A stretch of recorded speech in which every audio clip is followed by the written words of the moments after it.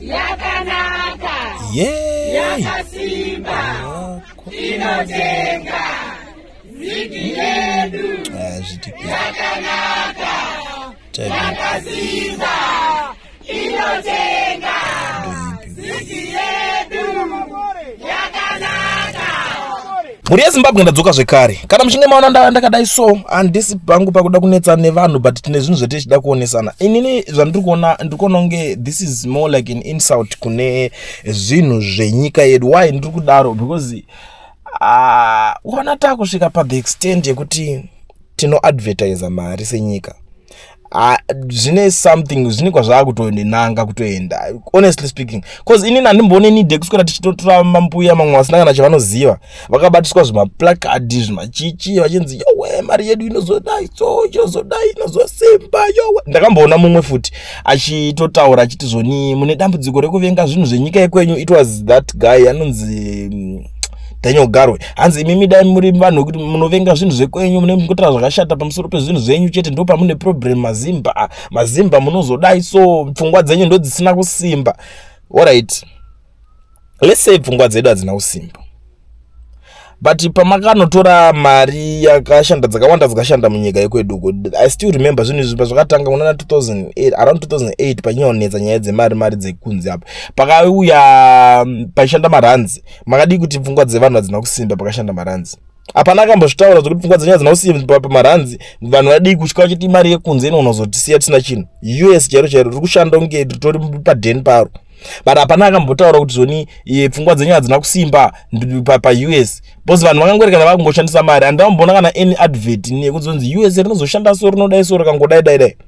Imari inongopiri kana yatooma mucirculation. Handisi kuramba, handisi kushora, but zvinofanira kuitwa in a certain way, because kwete iway yekuti unoona type each advert chacho chakaneta chekuti munhu anenge unototora vanhu ameno zvazvingori so. At least kana yora tingati kana muchida kuita kana a certain advert ngachitorai mambuya kana emusika, torai vakomana chero vanoita zvemakombi, torai kana vanhu vekuti alright vema supermarkets, mamwe mabusiness chinchipa chitenderedzwa mari vachitaura zvayakanakira mari iyoyo. At least tongwana kunzwisa kuti akomana onaika tinonetsekana nechange every day, but onaika kana zvazodai soka mari yedu yakuita se yakuwanika mucirculation munozode ichi nichi chakatogadzira demand kudhara. We know that. Tikudzinzwa nyaya yadzo akomana ukaenda paZimbabwe zveso zigi riri kutonetsa. Zig is scarce kuti uringo chiribata kumana unotozwa kuti change handina, unonzwa chiri conductor kuti change handina. Saka zvinhu zvekutoti igap kudhara strategy yakatoshandiswa ito right, but kana makuzosvika pakuzoti yo way mimi you now want to blame maZimbabweans like zvaitwa na Garwe. It's not good. Ndimi pfungwa dzenyu mimi dzisina kutosimba imimi munongoda kungotaura zvakashata pamusoro pezvinhu zvekwenyu. Honestly speaking guys, hakuna munhu anombofaka abuda achiti ndoda kutaura zvakashata pamusoro. Munhu wese anotoda nyika yake. Zvinotonyadzisa izvo kana mamusingazvizive kuti ngaudza mumwe munhu about ma problems enyika yedu anotibatsira nei. Patinotokomplaina pamusoro pema problems ezvinhu zvekunyika kwedu, tinokomplaina tichitoudzana tega pachedu kuti apa wabhais apa. This is not right. This is not it man. Zviri kuleka kadhati so kuti takuda kuti advertise. Unotanga uruda kurowa on 10 note. Pane zvinhu zvakaitika kumashure uko. Nyika yese yeZimbabwe vanhu vari bitter. This is the honest truth. Vanhu vari bitter to the extent yekuti patombodiwa a national healing chacho yekuti patombouya kana ma-councillors for free, councillors for hire, vouya vocancela nyika, almost nyika yese. Kuna vanhu vakaluza mari dzavo mani nenyaya yemari dzemanhingirikinedzi kudhara handiti. Saka vanichine kadhati kakusatrust yako karipo, but kana makuya muchitaura nevanhu vese vavo hamuchauya muchati mimi pfungwa dzenyu ndo dziri wrong, imimi zoita kunge pamwe pfungwa ndo dziri wrong, zvinhu zvakakanganiswa nemimi vanhu vacho imimi futi. Moda kuya muchida kungotangira nyaya padenga muchiti pfungwa dzenyu dziri wrong.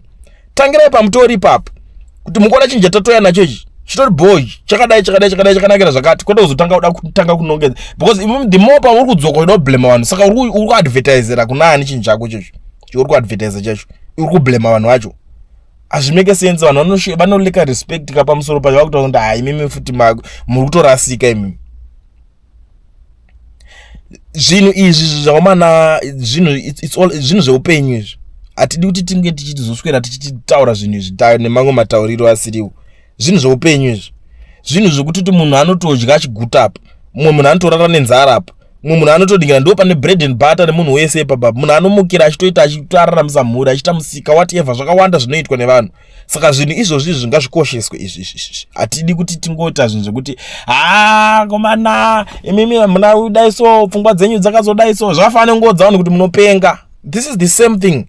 You're telling people kuti munoningirikina. Ini ndakanyawo batwa ndika video kagaru but zvekuadvertise izvo zviri kuitwa. I mean it's up to you guys. Mukwanisa kucomment kuti advert iri sei. Because kana musiri kutonakirwa neadvert yomondoti advertise kuti nyazoti fee hatisi kunyatsoifila because ine kamuitirwo kaitwa kekutanga apa ngotorwa nokumasero nokumusangano wezano tonzi vanhingirikina chinhu chenyika. Munhu wese mahwindi machinchi musasiye vanhu behind. Torai munhu wese auya abate chinhu chiya tonyatsoratidza kuti chinhu chito chakatobatana kudhara but makatanga mungotora vanhu vezano chete mukutoseparata vanhu kudhara veitanga mari yevanhu vezano chete miswayo komaneme. But anyways regedza tinde pane kutaura nemukomana uyu chamisa ndizvo zvakutaura panapa.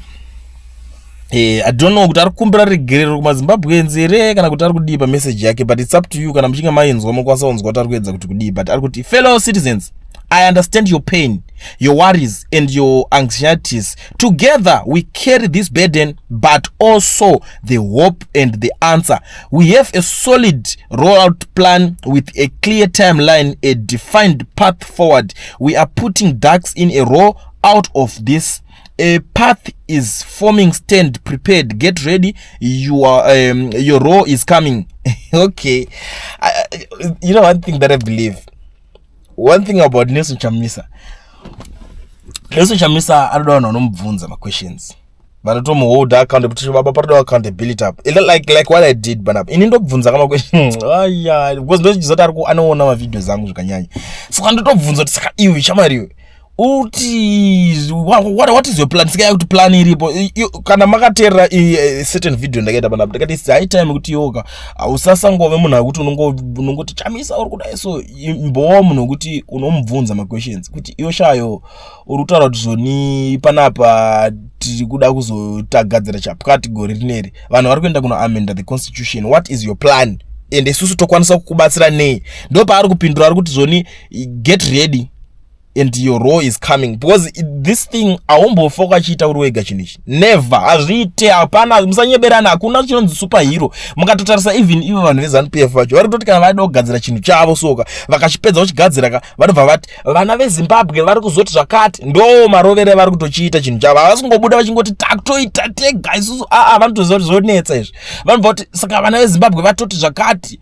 Tarisa kana matangira akaita chinhu ichocho kuti chizosvika paamendment ipapa chakatanga chichinzi maZimbabwe vana vari kuti baba kontinyai kusvika ku2030 uku nekuti hanzi nguva makakanganiswa panguva yemapinda makagadzira zvakawanda because makakanganiswa is it cyclone Idai neCovid-19 amene zvinhu zvakangotaurwa pepapa. Saka zvinhu zvekuti nguva yese yakatotambisika iyoyo dai makatonyatsopuwa nguva yenyu yakakwana kare dai nyika yatopamwe saka takutombokuwedzerai imwe nguva futi kuti munge muchirwa basa. And I was like whoa ndo maitira acho aya.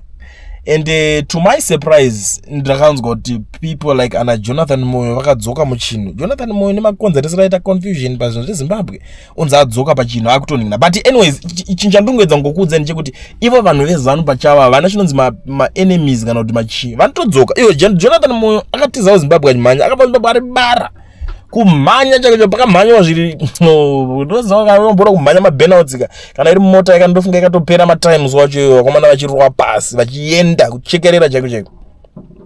You get the point. Saka munhu anenge abuda achichekerera machekerero achirwa pasi ende vanhu vaya vekuti anotobuda nekaseche ucheta utozotuma someone kuti uzondigirawo zvinhu zvangu zvakadai kare. I don't even think kuti vanhu kuti vakatobuda kana nebhodha vakomana kuti vanongotorwa mabude mamwe aya pasi pemuti votozoita zvekutoteera patoshata chaipo mukuibata nyaya yacho. Saka hazvisisiri zvinhu zvekuti tingachaswerera tichingoti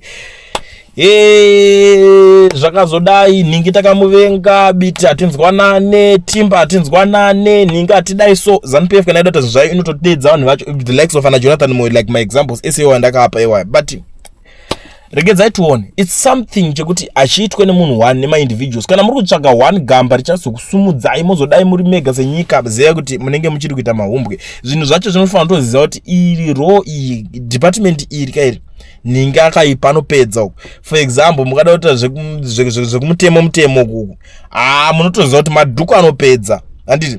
But hamusi kunzi torai madhuku mugadzire pati namadhuku, no, it's wrong. But torai madhuku panguva yacho yemoshanda mese mukwanise kuachiva maresults ane musoro. Torai ningi panguva yakadai so mukwanisa kuachiva something chine musoro. Ndo maitikira anokuita zvinhu zvese izvo. But zvimwe zvacho unogona kuzonzi unotaurisa kana kuti unozodii. But chinhu chandiri kufarira ndechekuti maZimbabweans vari kuita vachionera chinhu ichocho futi at the end of the day. And ndikuona kuti patinotanga kubvunza questions akaita seiwayo, vanhu vanotanga kubvunzawo same questions akaita seiwayo, zvinhu zvotoenda. Munhu otonzwisisa kuti vanhu havasi kunakirwa ndezvinhu zvinani basa rese. That's all. Zvinhu zvichitofamba munozodei mangwana. Handinoda hangu kunyorera mandichipedza nguva ndichitaura zvinhu zvindiri panapa nekuti obviously ndoziva kuti vanhu munenge mandisuwa moda kunyatsokunzwa kuti chii chimwe chiri kuitika. Regedzai tirambe tichipombera maupdates, but make sure kuti wasiya walike this video tobva taundudzawo mafungiro ako pane nyaya dziri panapa dzandanga tichitaura idzi, kuti zvoni mari iri kunzi iri kuadvertiswa. At the same time Advocate Nelson Chamisa ari kutaura kuti zvoni nguva yenyu yepamuchashandawo role yenyu yamuchaplaya ichange iripo mushure mekunge tanga tabvunza questions kuti nai baba imi zvinofamba sei kana zvakadai so. Panodawo kuti vanhu vachinge vachizoitawo something. Saka this is the right time.